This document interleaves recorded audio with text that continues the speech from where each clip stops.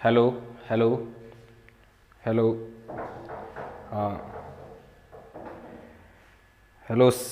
कौन कौन आ गया भाई? यश आ गया, रा, रामता दाल, नमस्ते, सूरज, सुमित, अच्छा, अश्लेषा, रेखा से, रामलता, मधु, हेलो, आदित्य, कुलदीप, प्रकाश जाट, अच्छा, बढ़िया।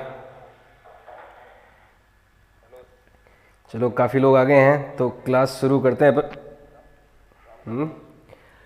तो कल की क्लास में बच्चों अपन ने पढ़ा था कि जो इलेक्ट्रोस्टैटिक है, क्लास ट्वेल्थ का फर्स्ट चैप्टर, थोड़ी इसकी आ रही है मेरे को, ऐसा लग रहा है शायद आप लोग काफ़ी याद कर रहे हो हैं। तो तो कल की क्लास में अपन ने इलेक्ट्रोस्टैटिक का जो फर्स्ट लेक्चर है वो देखा, और उसमें हमने क्या पढ़ा कि चार्ज क्या होता है, चार्ज कैसे आता है, और किस तरह से इसे हम कैलकुलेट करते हैं, परसीव करते हैं। पॉजिटिव चार्ज क्या होता है, नेगेटिव चार्ज क्या होता है, चार्ज की प्रॉपर्टीज़ क्या होती है, चार्ज कंजर्व्ड होता है, और क्वांटाइजेशन होता है, ट्रांसफरिएबल होता है, कंडक्टर्स, इंसुलेटर्स, बहुत सारी बातें हमने कल पढ़ी। आज दूसरा लेक्चर है इलेक्ट्रोस्टैटिक का। आज दूसरा लेक्चर में आज अपन थोड़ी और नई नई चीज़ें पढ़ेंगे। आपके एनसीईआरटी में एक एक्सपेरिमेंट दिया हुआ है, गोल्ड शीट एक्सपेरिमेंट। ये गोल्ड शीट एक्सपेरिमेंट वो नहीं है जो रदरफोर्ड ने किया था। ये एक सिंपल सा एक गोल्ड शीट एक्सपेरिमेंट होता है जिसमें अपन चार्जेस को कंपेयर करते हैं कि कोई चार्ज सेम नेचर के दो चार्ज हैं या अलग अलग नेचर के चार्जेस हैं। तो आज अपन एक गोल्ड शीट एक्सपेरिमेंट पढ़ेंगे, बहुत ही छोटा सा एक्सपेरिमेंट है, तो देखते हैं क्या होता है गोल्ड शीट एक्सपेरिमेंट। थोड़ा ऊपर गया है, इसको नीचे लिखते हैं। Gold sheet experiment.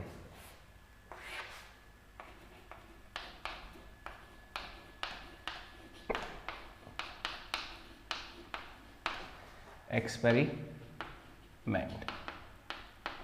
सवर्णपत्ती प्रयोग। इस एक्सपेरिमेंट का यूज जो है वो चार्ज को ऑब्जर्व करने के लिए किया जाता है कि कोई बॉडी में चार्ज है या नहीं, और है तो वो किस तरह का है, उसकी नेचर क्या है, उसके लिए यूज किया जाता है हमारा गोल्ड शीट एक्सपेरिमेंट। स्वर्ण पन्नी प्रयोग हिंदी में इसको बोलते हैं, स्वर्ण पन्नी प्रयोग। इसको पहले समझाता हूं, उसके बाद में आप लोगों के डाउट्स देखूंगा, मैं कमेंट्स देखूंगा, आप क्या समझते हो इस एक्सपेरिमेंट से। इस एक्सपेरिमेंट में क्या किया जाता है, एक ग्लास का बॉक्स लेते हैं इस तरह से, पूरा एक ग्लास का बॉक्स रहता है। इस ग्लास के बॉक्स में एक मेटल की रॉड को यहां पे एक कॉर्क के माध्यम से रखा जाता है।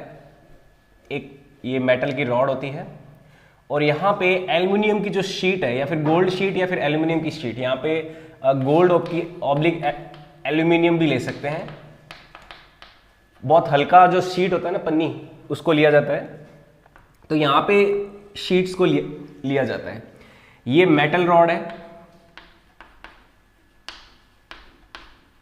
और ये आपका कोई इस तरह से कोई नॉब है। इस नॉब पे क्या कर सकते हैं हम, कोई दूसरा जो चार्ज ऑब्जेक्ट है उसको लेके आएंगे, उसको टच करेंगे। टच करने पे ये मेटल रॉड क्या करेगी, ये जो शीट्स है, मेटल शीट्स, बहुत ही हल्की metal sheet,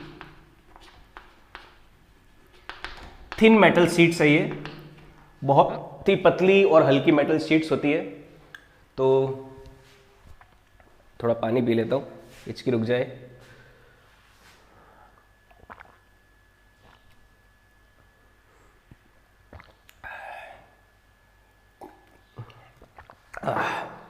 thin metal sheets होती है। जब मैं इस बॉक्स के पास कोई चार्ज बॉडी लेके आता हूं, स्टार्टिंग में देखो ये थिन मेटल शीट्स जो है ये आपस में दोनों पास पास में इस तरह से रहेगी, ठीक है। जब मैं कोई चार्ज बॉडी लेके आया, मान लीजिए वो चार्ज बॉडी है कोई प्लस पॉजिटिव चार्ज बॉडी है, इसको जब इस मेटल रॉड के मैं साथ स्पर्श करूंगा तो यहां पे देखो चार्ज है, तो ये वाला चार्ज इस मेटल रॉड को ट्रांसफर हो जाएगा। क्योंकि इसके पास चार्ज ज़्यादा है, ये न्यूट्रल है, तो ये अपना पॉजिटिव चार्ज क्या करेगा, इसको दे देगा। तो इस पे कुछ चार्ज इस चार्ज बॉडी से इस मेटल की रॉड को ट्रांसफर हो जाएगा। जब मेटल की रॉड को ट्रांसफर होएगा तो ये जो शीट्स है हमारी मेटल शीट्स पतली, इनमें भी चार्ज आ जाएगा। इनमें जब चार्ज आएगा तो लाइक चार्जेस, क्योंकि सेम नेचर के चार्ज एक दूसरे को रिपेल करते हैं, तो जब इस बॉडी को यहाँ से कनेक्ट करेंगे, यहाँ पे टच करेंगे, तो ये दोनों मेटल की शीट्स क्या होगी, एक दूसरे से दूर भागेगी। तो इस तरह से हमें पता चलेगा कि हाँ भाई ये रॉड जो है उसमें कोई ना कोई चार्ज है, क्योंकि इसको हमने जब इस नॉब के साथ टच किया तो चार्ज टच करने से यहाँ से ट्रांसफर इसमें शिफ्ट हुआ और यहाँ से जो मेटल की थिन शीट्स है इनमें चार्ज आ गया। और ये चार्ज शीट्स जो है वो एक दूसरे से रिपेल होएगी। रिपेल क्यों होगी? क्योंकि इन दोनों पे जो चार्ज की नेचर है वो सेम होगी। इस वजह से ये मेटल शीट्स जो है वो दूर जाएगी तो हमें पता चल जाएगा अच्छा इस रॉड पे कोई ना कोई चार्ज है। ठीक है, ये तो था सबसे पहले किसी भी ऑब्जेक्ट पे चार्ज आइडेंटिफाई करने का प्रिंसिपल कि ये चार्ज कैसे आइडेंटिफाई किया जाए। अब दूसरा देखो और क्या है। अगर मैं यहां पे कोई और दूसरी रॉड लेके आऊं, मैंने मान लो इस एल्युमिनियम शीट को चार्ज कर दिया तो इससे रिपेल हुआ।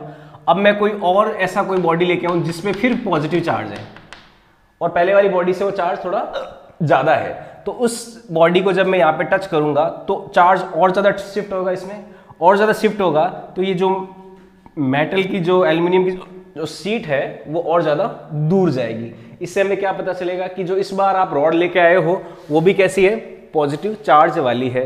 लेकिन अगर आप यहाँ पे नेगेटिव चार्ज की कोई रॉड ले, यहाँ पे जो एल्युमिनियम की शीट है उनका चार्ज कम हो जाएगा, तो उनके बीच में जो रिपल्शन फोर्स है वो कम हो जाएगा। रिपल्शन फोर्स कम होगा तो यहाँ पे जो मेटल की जो थिन शीट्स है ये एक दूसरे के पास में रॉड लेके आया, मान लीजिए वो पॉजिटिव चार्ज वाली है, मैंने उस नॉब के टकराया तो एल्युमिनियम की शीट दूर चली गई। क्यों? क्योंकि उससे कुछ चार्ज शिफ्ट हुआ।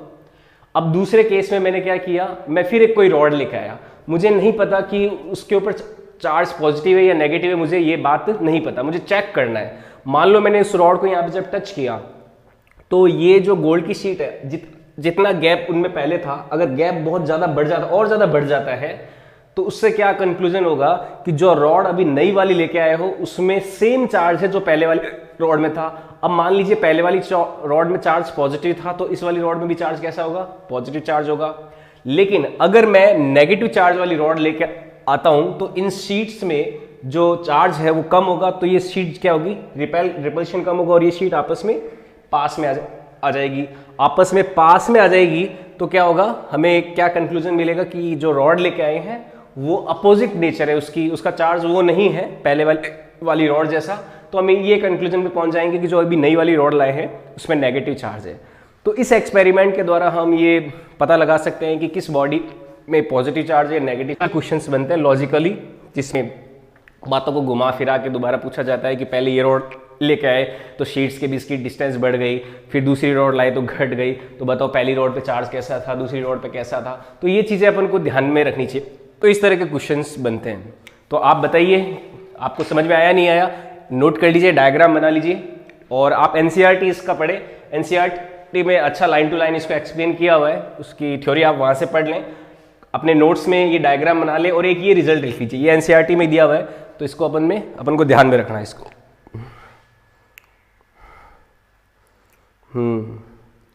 Yes okay. तो समझ में आया सभी को?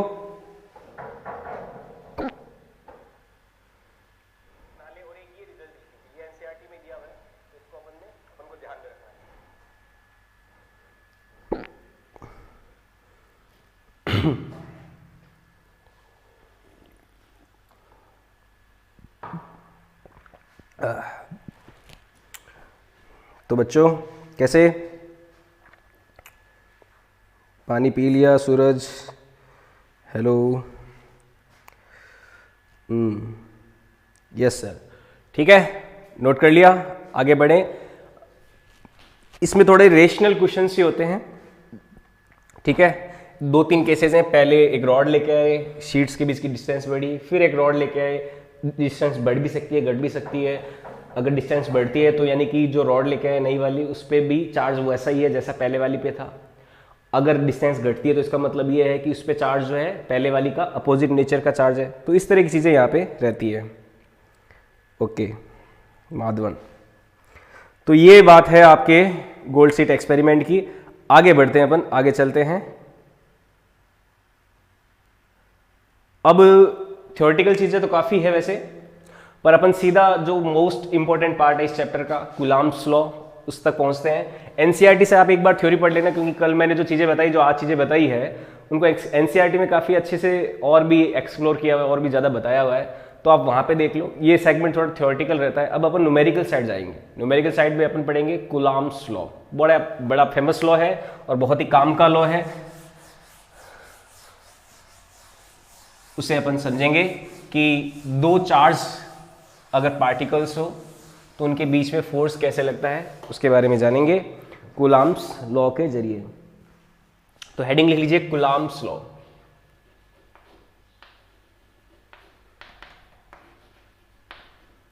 कूलाम का नियम।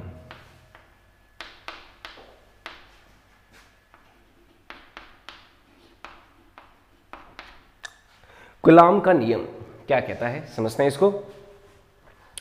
कूलाम का नियम कहता है कि अगर कोई दो बॉडीज को, कोई चार्ज बॉडीज है, मान लो उन पे चार्ज Q1 है और Q2 है,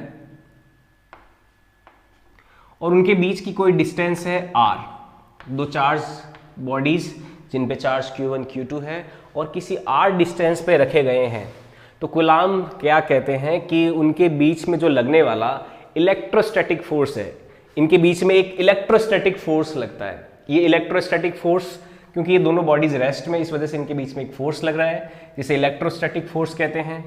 अगर मान लो दोनों बॉडीज पे चार्ज सेम है तो ये दोनों एक दूसरे को रिपेल करेगी, यानी कि एक दूसरे को प्रतिकर्षित करेगी।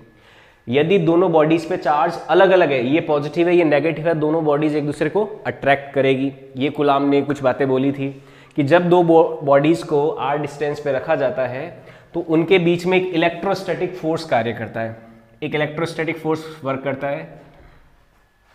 तो पहला पॉइंट इसका, एन इलेक्ट्रोस्टैटिक फोर्स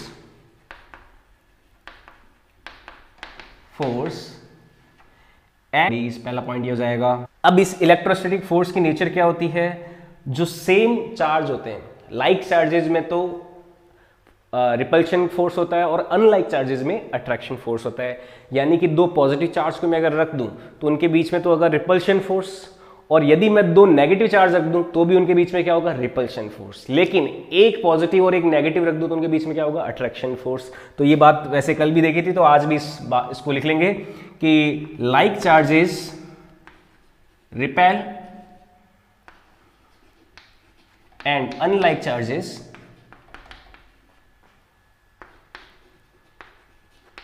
अट्रैक्ट। तो जो समान प्रकृति के आवेश होते हैं वो एक दूसरे को प्रतिकर्षित करते हैं, और जो विपरीत प्रकृति के आवेश हैं वो एक दूसरे को आकर्षित करते हैं। ये सेकंड पॉइंट हो गया इस लॉ का, ठीक है।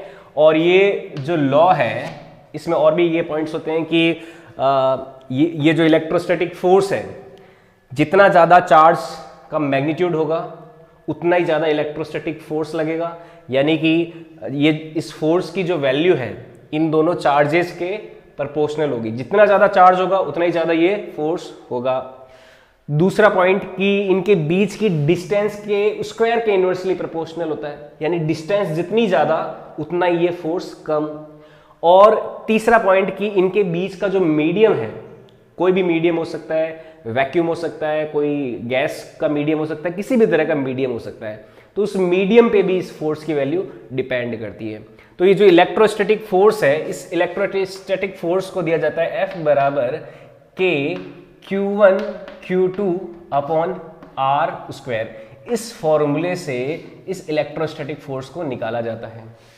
ये एक्सपेरिमेंटल फॉर्मूला है, ये प्रयोग के द्वारा निकाला गया सूत्र है। इसे एक्सपेरिमेंट करके कूलाम ने फाइंड आउट किया था और उसने ये पाया, जैसे इसको ऐसे लिख सकते हैं कि F is proportional to Q1 Q2, या फिर F is proportional to 1 upon R square, या फिर F is proportional to Q1 Q2 upon R square, फिर कांस्टेंट को हटाया तो ऐसे आ जाएगा एफ बराबर के Q1 Q2 upon R square. तो इस तरह से ये फॉर्मूला बना सकते हैं अपन कि दो चार्ज बॉडी के बीच में लगने वाला इलेक्ट्रोस्टैटिक फोर्स उन चार्ज बॉडीज के चार्ज की वैल्यूज़ के प्रोपोर्शनल होता है, उनके बीच की डिस्टेंस के स्क्वायर के इनवर्सली प्रोपोर्शनल होता है।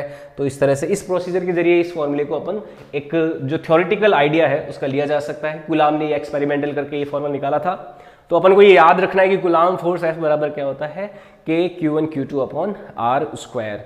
और ये जो फॉर्मूला है हमने एटॉमिक स्ट्रक्चर में भी जब मैंने आप 11वीं वाले बच्चों को जब पढ़ाया था तो उनमें मैंने उसमें भी एक बार इसका जिक्र किया था, क्योंकि जो न्यूक्लियस होता है वो पॉजिटिव चार्ज होता है और उसके किनारे जो चक्कर लगाता है इलेक्ट्रॉन उस पर नेगेटिव चार्ज होता है। तो पॉजिटिव और नेगेटिव एक दूसरे को अट्रैक्ट करते हैं तो उनके बीच में भी इलेक्ट्रोस्टैटिक फोर्स लगता है। तो इस फॉर्मूले को 11वीं में भी जब एटॉमिक स्ट्रक्चर आ गया के Q1 Q2 upon R square, ये फॉर्मूला होता है कूलाम्ब इलेक्ट्रोस्टैटिक फोर्स का। अच्छा, ये K क्या होता है? देखो Q1 और Q2 का पता चल गया कि ये चार्ज बॉडीज के लिए है, उनका जो बॉडीज पे चार्ज है वो है। R क्या हो गया? उनके बीच की डिस्टेंस। K जो है ये K एक कांस्टेंट होता है, K एक कांस्टेंट होता है, कांस्टेंट। और ये किस पे डिपेंड करता है? ये मीडियम पे डिपेंड करता है कि मीडियम कौन सा है। इस K की वैल्यू जो होती है वो होती है constant, K a constant which depend upon medium. ये माध्यम पर निर्भर करता है कि मीडियम कौन सा लिया हमने, ठीक है। तो K की जो वैल्यू होती है, K बराबर दिया जाता है, K की जो वैल्यू, ठीक है, एक बार आप इसको यहां पे नोट कीजिए। अपन K की वैल्यू और यूनिट्स जो है वो सारी देखेंगे कि क्या होता है। आप यहां तक इसको नोट करो, तब तक मैं देखता हूं कौन ऑनलाइन है अभी।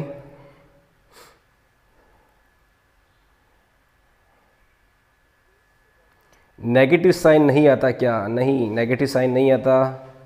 धनराज, अर्जुन, हाँ अर्जुन,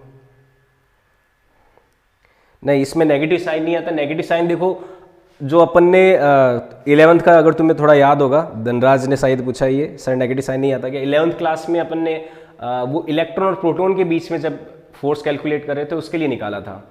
तो अभी मैं ये मान के चल रहा हूँ कि दोनों जो चार्ज बॉडीज है वो कैसी है? पॉजिटिव ही है, ठीक है। अगर एक पॉजिटिव एक नेगेटिव है तो आप यहाँ पे एक को पॉजिटिव रखोगे एक को नेगेटिव रखोगे तो वापस यहाँ पे क्या जाएगा? माइनस आ जाएगा।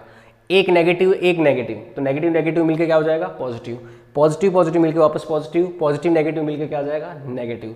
तो अनलाइक चार्जेस जब हो, जब दोनों चार्ज डिफरेंट नेचर के हो, तब यहाँ पे साइन क्या आएगा? नेगेटिव आएगा। नेगेटिव साइन जो है वो तो रिप्रेजेंट करेगा फोर्स ऑफ अट्रैक्शन को और पॉजिटिव साइन रिप्रेजेंट करेगा फोर्स ऑफ रिपल्शन को, ठीक है। एक ये भी बात हमें ध्यान में रखनी है।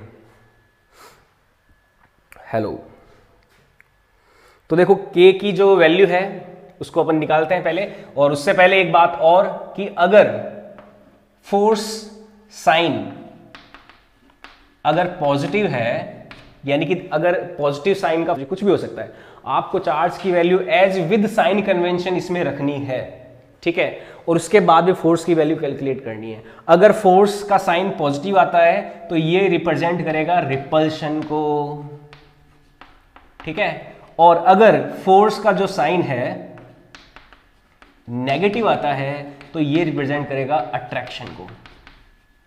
जो अट्रैक्शन वाले फोर्सेज हैं उनको नेगेटिव से इंडिकेट करते हैं, जो रिपल्शन वाले फोर्सेज हैं उनको पॉजिटिव वैल्यू से इंडिकेट किया जाता है, ठीक है। तो ये चीज आप नोट कर लीजिए। ओके, मशूक अली हेलो, स्वाति गौर हेलो, आ जाओ आ जाओ सभी आ जाओ। अभी ज़्यादा चैप्टर नहीं हुआ है, सबको समझ में आ जाएगा। फर्स्ट ये न्यूमेरिकल लॉ है, कूलाम्ब्स लॉ, इसके न्यूमेरिकल्स करेंगे काफ़ी अच्छे अच्छे।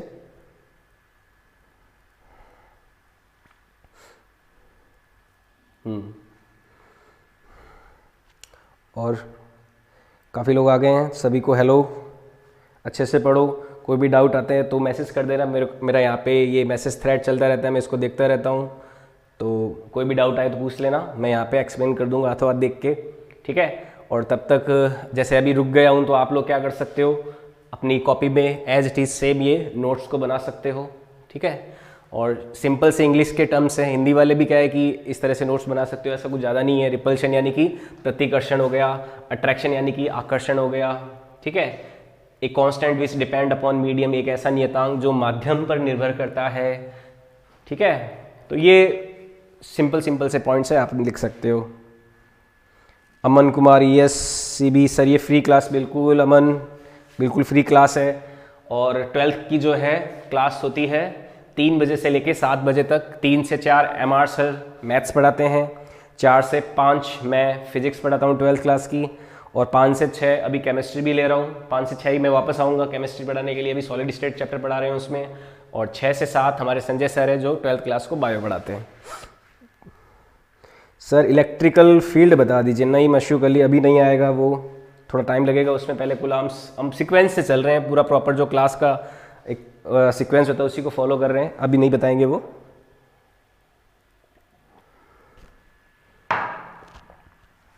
ओके, आगे बढ़ते हैं।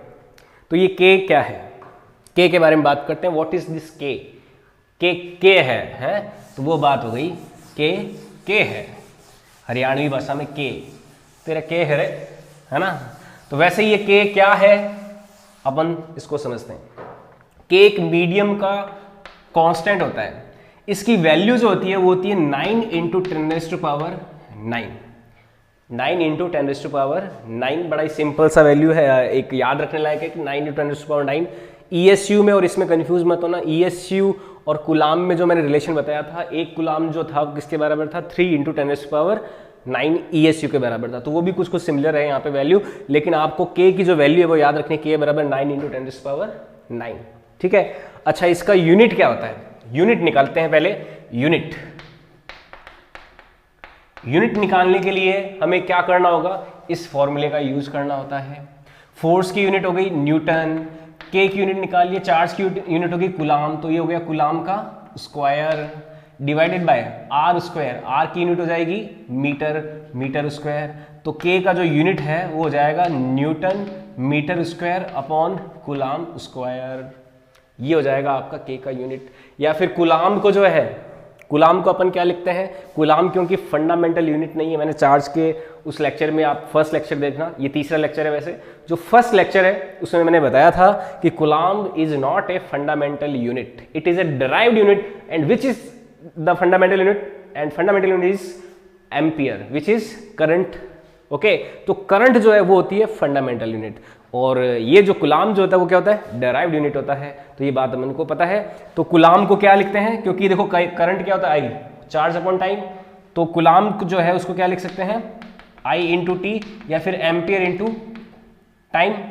तो के का जो यूनिट आएगा वो आ जाएगा न्यूटन मीटर स्क्वायर अपॉन, या फिर एम्पियर × सेकेंड, ठीक है। टाइम की यूनिट क्या होगी, एम्पियर × सेकेंड, आई × टी, क्यू बराबर, क्योंकि आई करंट क्या होता है, क्यू अपॉन टी होता है। तो यहां से क्या आ जाएगा, newton metre square upon ampere square second square. यहां पे कुलाम को क्या लिख दिया, एम्पियर × सेकेंड, स्क्वायर किया तो एम्पियर स्क्वायर × सेकेंड स्क्वायर, ठीक है। तो ये हो जाएगा आपका newton metre square ampere square second square, ये इस के की यूनिट हो जाएगी, इस कांस्टेंट की यूनिट्स हो जाएगी, ठीक है। तो इस तरह से अपन निकाल सकते हैं के की यूनिट। अच्छा, के का डायमेंशन निकालना, डायमेंशन फॉर्मूला जैसे न्यूटन की जगह तो लिख देंगे MLT-2, M square metre square की जगह लेंगे L स्क्वायर, एम्पियर को एम्पियर रखेंगे, सेकेंड की जगह लिख देंगे T-2। तो देखो डायमेंशन क्या आ जाएगी के की, वो निकालते हैं। के की जो डायमेंशन है वो आएगी, के न्यूटन को लिख सकता हूं मैं MLT-2, थोड़ा इसको साफ करते हैं बोर्ड को।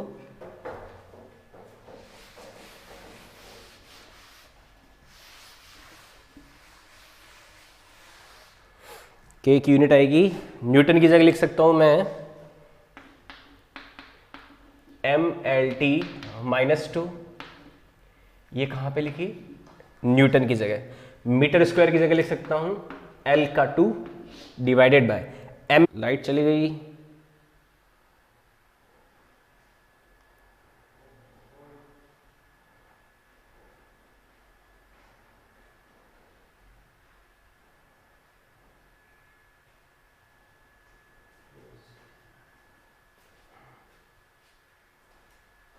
एक मिनट बच्चों, लाइट चली गई है।